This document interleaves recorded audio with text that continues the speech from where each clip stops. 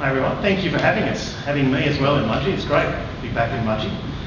So I just thought today, this is a pretty brief, a broad brush approach, if you like, to heritage, some of the issues that you might come across if you're working in the area, some of the ideas that you might like to take away if you're doing work in this area as well. And there'll be a couple of examples and then we'll get some questions, and if you've got specific questions or whatever, we'll try to answer those. And I know there's quite a few of you here that are in local historical societies and in regional communities and rural communities. You're often the people that will be approached by councils or whatever to do this sort of work. So hopefully what I'm going to tell you today might just help you with some of the trickier bits that you come across or things you might across yourself anyway. We'll see how we go. So a quick introduction to who I am. I'm a historian by trade, first and foremost. And I worked in heritage in Sydney for about 20 years. And one of the things that was interesting as a historian and that I really love about working in this area is it's interdisciplinary. So there's not just one heritage person that we'll work with.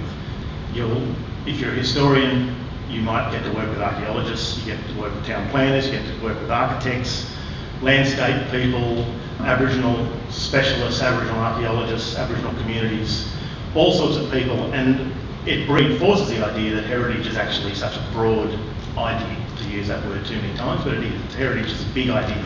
There are lots of different interpretations of it, lots of different ways you can approach it, but, and again this is my bias as being a historian for mine, and since we're all sort of in that history field here, history is the key to heritage. It's like we were talking earlier about oral history and things.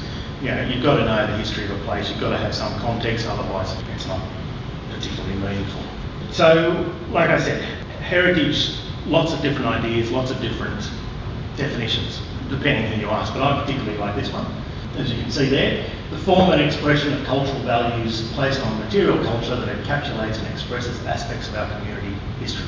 And this, no doubt, you recognise as the post office in Mudgee, just a couple of streets or one street block away. I actually got this image off the Mudgee project. Obviously, Amber Hooper, I don't know if people might know Amber, but local photographer. If you haven't seen this, I mean, if you're from Mudgee and you haven't seen this, really, you should have a look at it. But if you aren't from Mudgee anyway, it's such a fantastic website. She's really captured the town through these photographs. So this definition, I think, really captures what I'm trying to talk about. And the key word is community.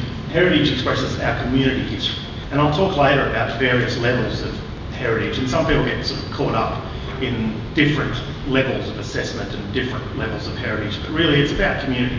And if the community's not behind it, or if you haven't got that sort of engagement with it in your own town, then that's where trouble lies. Heritage is looked after by people who appreciate it, but also live it. And as you can see, the word sort of comes from this idea of inheritance as well. Heritage is something that we get from the past, if you like. It's passed on to us to look after, but then it's also a duty of care for the present generations to pass it on again. So heritage isn't just about the past.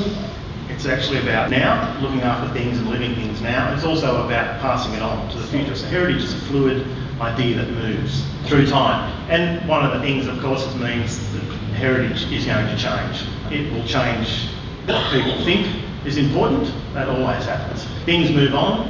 Heritage is also not about putting something in aspect and putting it aside and never touching it again. At least that's my feeling. That's a museum. Heritage is a living thing. So one of the ideas that I sort of also want to touch on is the way heritage has a bad reputation, because it's often developers and stuff that are getting the main focus. They're the ones that get the publicity around heritage, and it's often about, we can't build such and such because there's this heritage in the way. Well, these things can be worked through, and we'll sort of talk about that a bit as well. So we just have a few examples I just want to show just of what heritage can be. So heritage, obviously, the first thing that jumps into people's mind is buildings. Heritage is buildings. Heritage is often thought by a lot of people as pretty buildings as well. This is an example of a pretty building that I put up there. That's Neatsfield House outside Singleton, where I grew up. It was the house of Henry Dengar, the colonial surveyor, assistant surveyor. This is right on the Hunter River. It's a classic example of Hunter Valley colonial mansions built in stages from about 1828 up into the 1850s. It's a great building in itself, but it also has a convict-built stable at the back, it has a barracks, it has outbuildings, farm buildings, everything. It's not only a pretty building, but it's a great collection of buildings that makes it even more important. It has a garden, landscapes, all sorts of stuff. Next one. Okay, so heritage is also industrial sites. It can be industrial sites. This is Everleigh Workshops at Redfern in Sydney. You know, those of you who know Everleigh Workshops, maybe you know it was the main centre for New South Wales Railways for 100 plus years. It's a huge collection of industrial buildings, railway workshops, turntables, all sorts of stuff. Massive site. It's now being redeveloped because the railways have pretty much moved out, with some exceptions.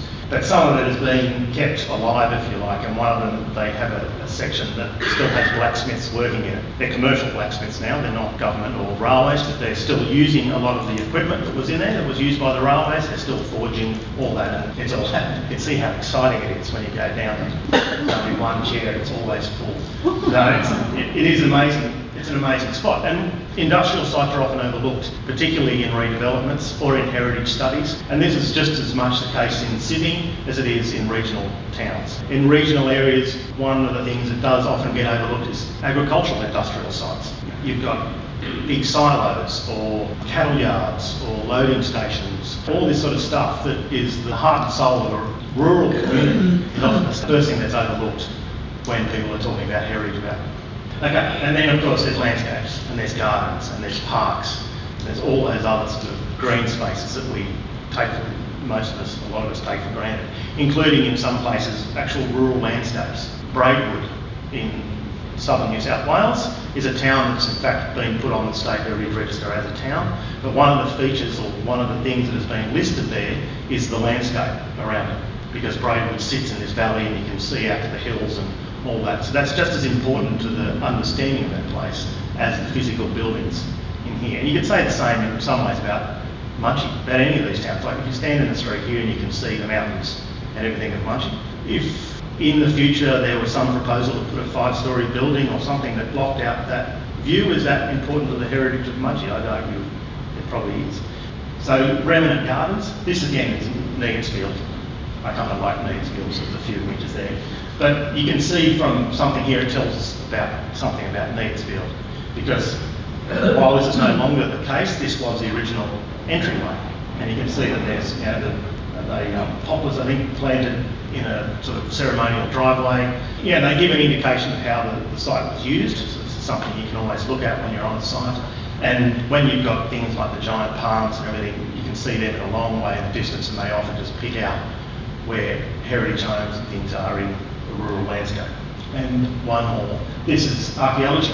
Under the ground. Heritage doesn't need to be just above the ground. There's plenty of stuff under the ground in everywhere. Anywhere that Europeans have been, there's archaeology. Anywhere that Aboriginal communities have been, there's archaeology. There are shipwrecks, there are stuff in rivers, there's piers and docks in rivers where riverboats have been, or on the Darling River there's shipwrecks in the Darling River. There are shipwrecks in paddocks along the Darling River where wool barges went into flooded farms and then got caught and are now out there. So there's all sorts of different ideas. This is the Mick Simmons site that was excavated last year in the middle of Sydney, quite literally the middle of Sydney. This is the wall on the right is the Hilton Hotel. The wall on the left is the State Theatre. This had been a shop, a sports store for 20 odd years. You know who Mick Simmons was? You sell golf shoes. They did. They sold all sorts of stuff. They were straight across the road from the Queen Victoria Market sort of building. When, sadly for the developers, they took away a small section of concrete in the middle of the room just to check what was going on. La-di-da, we've got remnants of the very first building that was built by convict labourers in 1815, all the way up. You can see down in the far right corner there's sort of some staining and whatnot in the ground. That is actually the backfill from the roots of the tree that had been dug out by the convicts to build the building in 1815. So this is right in the middle of Sydney. So this sort of stuff can be pretty much everywhere. So now, I suppose, a history of heritage, because we're all historians of that kind. It is interesting to know which fit into some context. So these are just the sort of major charters. I'm not going to bore you with the details of these sort of things, but it just gives you an idea of where this has developed from. Effectively, the first stirrings of heritage, people have always been interested in their past and their history and things. That's not something that's new to us, but the first stirrings about having any official recognition of it really came after the First World War, and it came in Europe, obviously, because there'd been such devastation in Europe that after that period, the League of Nations period set up, there was this urge to preserve what they had, and in some cases rebuild what they had, particularly villages in France and Belgium were completely rebuilt, some towns completely rebuilt. So the first real sort of one is this 1932 Athens Charter, which is a whole series of ideas about built heritage and all sorts of things, but probably the crux of what they, for us or for the modern heritage industry, is that they said that buildings or monuments should be thoroughly researched and understood before any work was being done to them. And I think this is a core principle, not only of the Athens Charter, but this is one of the ones that has actually survived through all heritage practice and ideas. It's fundamental. You cannot work on heritage buildings, you can't give advice about stuff, you can't think about how things can be changed or managed if you don't know what it is you're talking about. Okay? That's just, you can't do it because you'll make mistakes. You won't understand what's important about a place if you don't know what you're talking about. Okay, so then it moves on. Venice, there was a Venice Charter after World War II, so we did all that before World War II and thought, right, we're all on the right track, and then we go back to war a few years later and flatten Europe again and decide, okay, we need a few more ideas here. One of the things that came out of that charter was the fact that nations should have their own idea, their own organisations that actually look after heritage. So it wasn't just going to be left up to this thing, the League of Nations, it was actually going to have to be a national thing. Out of that came this body called ICOMOS, which was originally a European idea but then spread through the world, and Australia has its own ICOMOS Foundation, which is 1976. Now that ICOMOS, for those of you interested, stands for International Council of Monuments and Sites. Back in Australia, more importantly, 1945, again, National Trust starts. It starts in Sydney, New South Wales, spreads to their nationwide organisation. There's a National Trust, I think, in Mudgee, and maybe there's people here that are members of the National Trust. National Trusts really are, you can't really say how important they are to heritage in Australia because they were the first ones as an organisation that really put their mind to it, made heritage an issue and encouraged people to be involved and started to talk about it in a positive way. Not only did they fight for sites and make noise about sites, but they also encouraged people to go and have a look and get involved. So that, again, back to my idea of community, this was an important step in Australian heritage.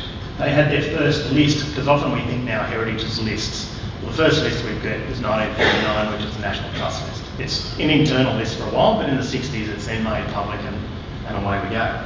Yes, so then local governments take on the same, start to take the same approach through their planning acts, and then the big one, I suppose, in some ways is 1957 because you have the County of Cumberland scheme, and they're the first sort of government, local government idea to have a list of buildings. They have a historic buildings list, which has about 30 places on it. And that's the County of Cumberland, which is Sydney. But this starts other councils starting to think about, oh, hang on a minute, we've got all these colonial buildings, maybe we should have a bit of a look at that too, and off we go, we roll out. And then 1973, Whitlam sets up the Australian Heritage Commission. Well, actually it's a bit later, but he sets the idea rolling, and they start to register as a national estate sometime later, and that's like a national view. There's a number of buildings around here on the national estate. And in New South Wales at the same time, we have the establishment of the Heritage Council. So we have the Heritage Act, the Heritage Council, which is now a state body to manage and determine heritage items and help with the government with heritage. And that from that, in 1999, becomes the State Heritage Register, which is now the main state list, if you like, and it includes local items as part of that overall planning system. So what does this all mean? So what does it mean to be on a heritage list? What does it mean until you get assessed and something goes on the list?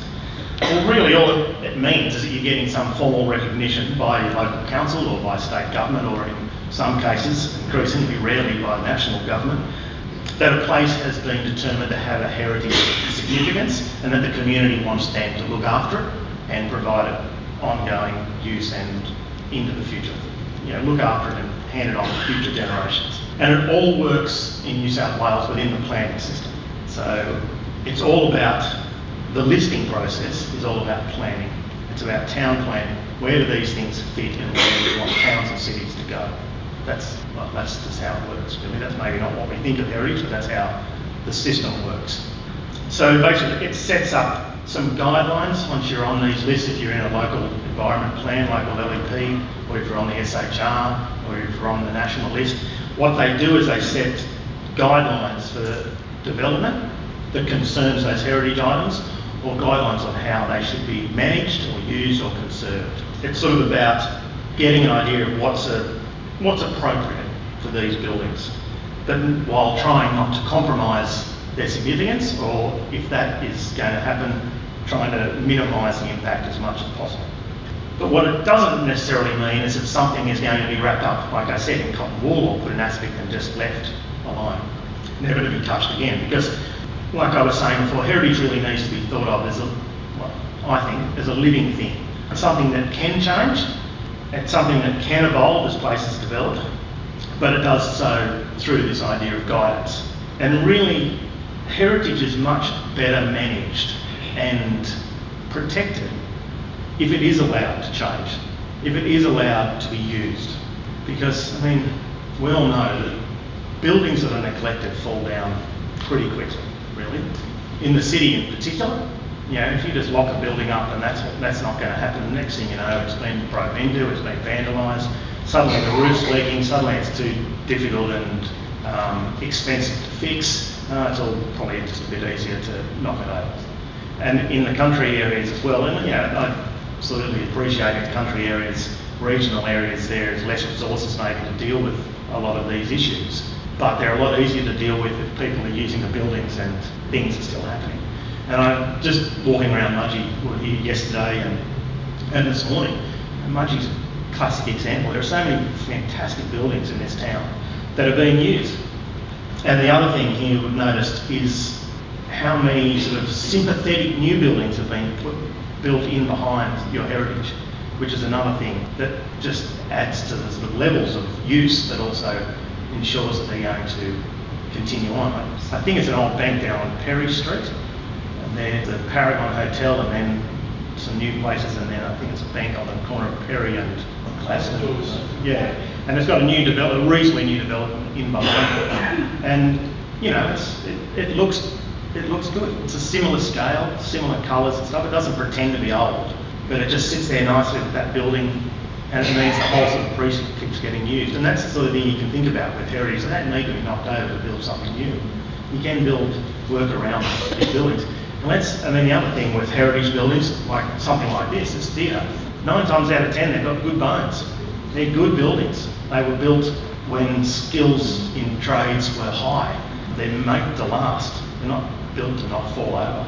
So in terms of listing, like I said, there are 3 types. So effectively we're talking about a local list, a state list, and a national list.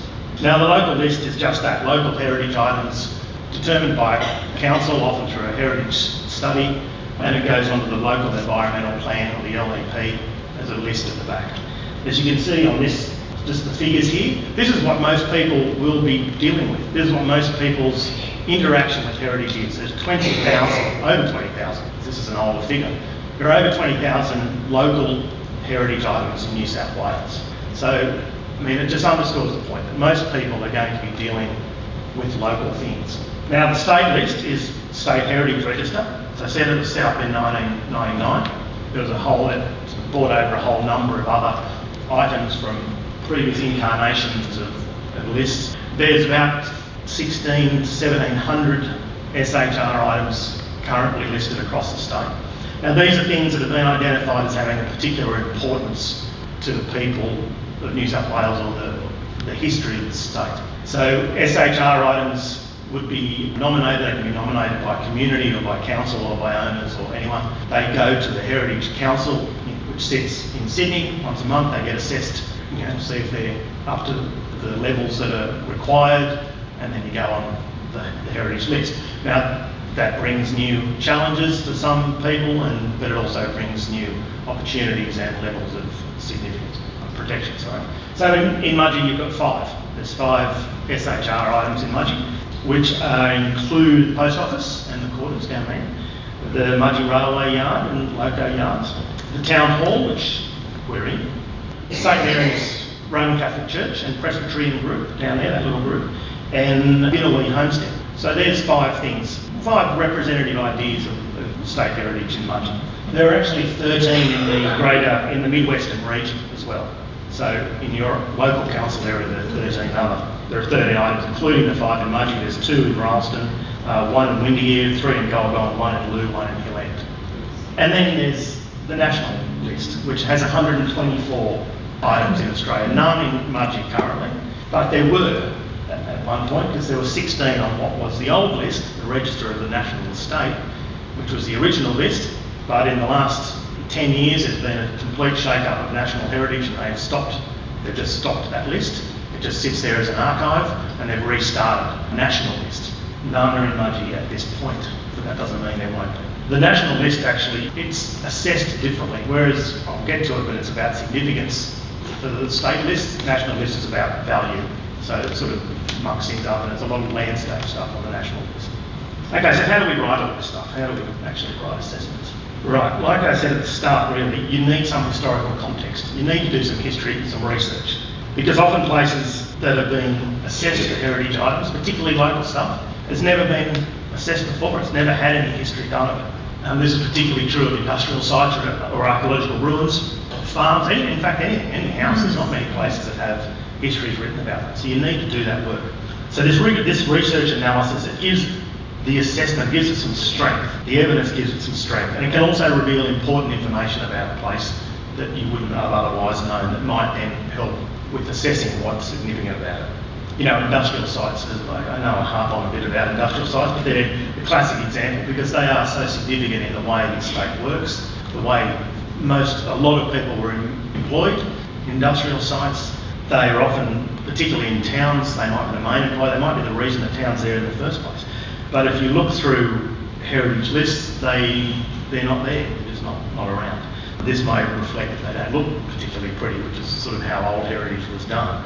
But anyway, the history of places can really bring these places to life. Now, the other thing about the history of writing history for heritage is you don't have to tell the whole story of the place. We're trying to, in heritage, get to the nub of the question, why is this place important? As we know, there's lots of things that happen around places, but not all of them necessarily are important to why something should be preserved. Some of them are. Some of them have wide, expansive histories because they are that sort of site. Others are important for a particular reason. Now, I was thinking locally here, the bandstand down in Robinson Park. It's a beautiful little bandstand. It's on the local heritage list, as it should be. I've just had a look at it myself. These things were familiar, okay? These things were in all parks in regional New South Wales. Every town had a bandstand. They were just a central part of how entertainment was produced and given out to communities in 1880s through to the 1950s really, but a lot of them are gone. So it's an important thing for the local community, but it also tells a broader story of entertainment and public entertainment through the state. But it's not necessarily important for everyone else in the state, but it's certainly an important thing for the Mudgee community. So it's an example of a local item. But then doing some research on it, and this is an important thing if you're doing heritage work, you need to go and have a look at things. You can't just look at a photograph or drive quickly by and have a quick survey. If you're going to do proper work, you need to look at it. I looked at the photograph online. No, that looks good. Yep, I appreciate that. And yeah, it's a bandstand. I know that. Yeah, all right, that's all fantastic. Go down and look at it. There's 2 plaques on it. One to Paul Wall and one to John Robinson. You know, that's an important part of, again, Mudgee's story, that sort of pre-Gallipoli commitment, if you like. Paul Wall memorials are fairly scarce as well. And John Robinson, of course, parliamentarian, important in the land laws of 1861, opening up the country. So there's extra layers of story to that bandstand that you're not going to get if you don't go and look at the actual bandstand, as well as its architectural features and all the rest. Now, the post office is on the State Heritage Register, as it should be, because it's one of the earliest post offices in regional New South Wales. While it's being rebuilt, part of the original is still in there. It's got that beautiful colonnaded space. It's a very important civic building in the main street, and it tells the story of the advancement of that sort of post and telegraph office and communications in the state, and as we move out through Sydney. So that's an important building. And it's a government building. A lot of government buildings are on the State Heritage Register, as it turns out, because government agencies keep putting them there, but the post offices are important. They're always designed, or most often designed, by prominent architects, government architects as well. So, that's a good example of a state heritage registered item. Now, one of the ways we can do this research is through thematic histories. This will give you the context. There's lots of thematic histories that have been done. I can tell you about a few at the end. But these give broad themes, okay? So you might be a thematic history on the post offices, which there has been. It will put the Mudgee post office in some context, and with all the others. There's thematic histories on migration, on industry, on transport, on roads, on all sorts of things, put you into a broader context rather than specific sort of site history. Now, we might get to these, the criteria, because this is sort of the nitty-gritty when you're actually doing assessments for local or state items. And there are 7, as you can see there, and I've abbreviated them to what they actually talk about rather than they're long-winded. I'll just give you the example of what they actually say. For the first one, so criteria A, if you're looking on the assessment, it says, criteria A, an item is important in the course or pattern of New South Wales cultural or natural history or cultural or natural history of a local area. And that's the wording pretty much for each of them. But just go through the 7. So you've got something is historic, it's important about the history of the state or history of the area. Something has an important historical association with a person, that's usually about. So, for example, the bandstand and John Robertson might be something. Or strong or special association with the life or work of a person or group of people. So the church would be with the Catholic community, or the Masonic halls with the Masonic community, that sort of stuff. Binawee homestead with the family that was there, for example. So it has an aesthetic or a technical significance. So this is demonstrating an aesthetic characteristic or high degree of technical or creative achievement. So these are the architects, basically. It's a good example of an Art Deco theatre, or it's a good example of, a Georgian house or a colonial mansion in the Hunter Valley. Or it's a great example of a particular type of industrial development, like a bridge. It might be a great box truss, wooden truss bridge, or Sydney Harbour Bridge with that sort of technical achievement that's involved in building something like that. So that's what they're talking about. D is it has a community association, has a strong sense of the community. So this used to be called, or is called, social significance. It's also one that is often overlooked because it's sometimes quite difficult to determine a social association or a special association to something. Because a lot of heritage items have moved on from what they were built for example. And it's not so hard if you're talking about a church or a Masonic hall that still has that Masonic community working with it. But it's a bit more difficult if it's a house that's been abandoned so it's a bit more difficult, and this one has to be teased out a bit. And in fact, this is one of the criteria where things like oral history comes in. You can do interviews with a community and find out about this place and find out why it's special to the place. But it's one that Aboriginal sites have always got this, pretty much, because they have a strong connection to the place that's there. Okay, so the potential to yield new information. These are often the ones that archaeology falls into. Archaeology can tell us things that otherwise you might not get out of historical documents. Anything that can bring us something new. In fact, lots of places have that. Any sort of building that has an unusual building technology that's now defunct, that sort of can fit into this sort of thing as well. Farmsteads often fit into this because if they have all their buildings, particularly, you can see how colonial farms might have worked. There's convict barracks and there's stables here, or the kitchen's detached or something. You can say, well, this sort of tells us how places worked. And the last two are pretty straightforward. Is it rare? Is it the only one of its type? Are there any others? Or is it a good representative example? Post office is a classic one for that, because there's lots of post offices. There's lots of post offices built around that period by the same architect. But is this one a particularly fine representative example of that sort of work? And it is. So that's how they sort of work. Now, most things to get on a list, particularly with the state list, you technically only need to hit one of these. If you can prove one out of 7, technically you'll be listed as something significant, a significant heritage item. It's better if you can get more, because the more you get, the stronger the argument. So these criteria really are just like signposts. That's what they're supposed to be.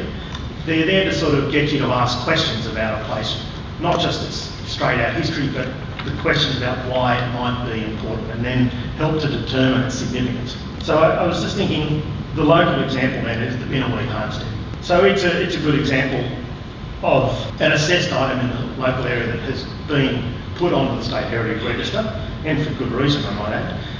And if you look at the listing that was accepted and put up onto the State Heritage Register website, it has 5. It was assessed as having 5 of the criteria meeting a state level, and the others were all met. All the criteria were met, but some were determined to be maybe on a local level. But the 5 were on a state level, and that was historic, the aesthetic and technical stuff, new information, rarity, and representative. That's right. Now, it's been assessed as that because it is, and was said in the statement, significance of a remarkably intact example of this 1850s homestead complex, and it demonstrated the pastoral history of the state and influence and affluence of the larger grazers. That was in criteria A. It was a fine example of a 2-storey Georgian-style homestead with a good collection of significant outbuildings of different construction techniques and that give this overall aesthetic quality to the site. So that's criteria C. The collection of it allows for research into the workings of the 19th century rural estate, including the different buildings and what they were used for, different building methods, and then the archaeological potential of its long and continual habitation. So that easily hits criteria E. It's a rare survivor of those sort of buildings, particularly with its outbuildings, and the style of the homestead was a good example of that sort of rural type. So they're the sort of things for Binawee, but they're the sort of ideas that you might think about when you're looking at other places as well. How do they fit? Now, most places don't satisfy all the criteria at a state level, maybe not even at a local level. And it doesn't matter if they don't hit all those levels. You don't have to do all that. And as I said, Binawee didn't get assessed as being state over all those levels, but it did on all the local levels. But as I said, the more criteria you can satisfy, the stronger the listing is going to be. We'll stop there. And I'll finish, and we'll leave that one up because that's another of the Mudgee project. In terms of a local planning list, you can't do anything really without getting some sort of planning permission. So it just sits in that zone. You know, if you're buying a single-storey house in a street of single-storey houses that are within a conservation area, and you want to put a second storey on it, and no one else has done that, well then chances are that's going to be knocked back because it's breaking the roof line, it's breaking the sort of maybe the thing that's important about why that place is considered significant. Could be the scale of the buildings and all that sort of stuff. If you're doing work internally, often there's hardly any. I mean, there are often hardly any restrictions. A lot of local lists, and even in some state sort of items, it's about the appearance of a building. If it has significant internal stuff, sometimes they're listed, often it's not. So there's not a lot there. It's more externally where the restrictions are, if you like. But again, they're not really, they're restrictions, but like I said, there's all sorts of restrictions on building. It doesn't need to heritage. But one of the things that happens, sorry. No, it's all right. I've got an example. I live in a heritage listed building in town, a couple of blocks away, and it's only the facade that's covered. Yeah, probably. Behind closed doors. That's right. And even, I live in Sydney. I'm in a heritage. It's not a heritage building. It's a heritage area. Anything that can't be seen in the street is fine with our local council, basically. But there might be paint schemes. There might be stuff that you have to think about in terms of a local thing. Now with the state heritage, you've got a state heritage item, it's the same deal, but it's tighter. There are more things that have to be considered, but often when something will get listed, there's a negotiation process. So someone wouldn't just come along, or they might, but if it's a state list, they shouldn't just come along and go, you're on the list. There's a negotiation process. You might end up on the list, but there should be a negotiation with the owner about how do you use it, what do you want to do here, and there are exemptions made and ways to work around things. Nothing can't be done so long as it's done within reason and within the sort of the parameters really. The Parramatta one's a really good example because it was a fire. It was a fire in that cathedral, and that was under serious threat. Even 20 years ago, that probably just would have been demolished because that's the easy way to go about it. But of course, the community esteem, and it's a significant building. It's not get around it. It's been restored internally, but it's then had this new addition, which is very new. It's not pretending to be old, that's for sure. But in context of what it was, I think it looks pretty good. The building survives, and on we go. Well, there was a move on to demolish the Queen Victoria building in Sydney to make it a car park. So these things, come and go, of course. And it's not always appropriate to put a building. Some new buildings, new architects now are, in many cases, just as good as architects in the past. They can design something that's sympathetic and looks good. And who knows, it may actually move on to be heritage itself if it's done well. So towns need to evolve, and you can see how things are, how towns have evolved. The other thing with theatres are another great example because they're disappearing out of regional and rural towns, left, right and centre, if most of them already gone anyway. Singleton's Strand Theatre from the 1920s was demolished to make a shopping centre that now everyone's moved out of, and it's just an empty hole. But I was in Turon. Anyway, they've got a cinema there that they've brought back to life. The community, it was under threat, and the community just basically got behind it through the council and resurrected it with a digital projector. They've got a digital projector. It just brought the whole thing back to life. And again, the same arguments were all about this is too expensive, no one wants the theatre, all those sort of things.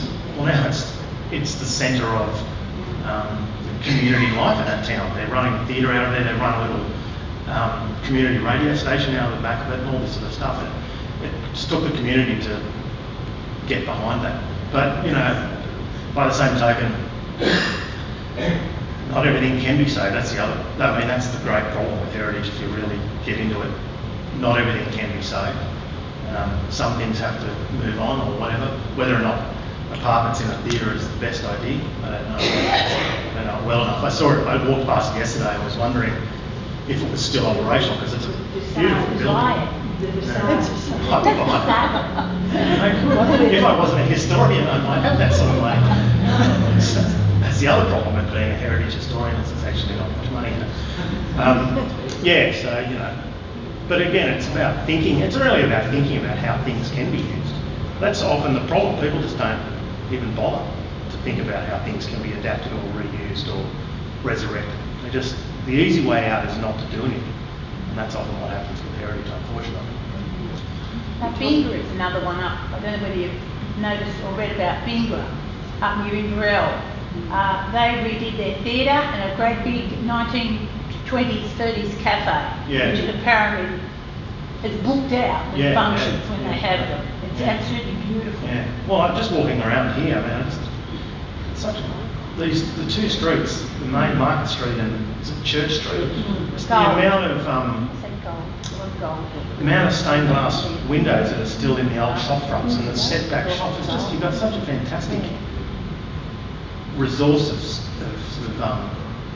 heritage detail in this town. It's really quite spectacular. It's great. Now, Goulburn's another great town, and it keeps that heritage, that gold mining heritage is there. You can see it, you feel it in that town.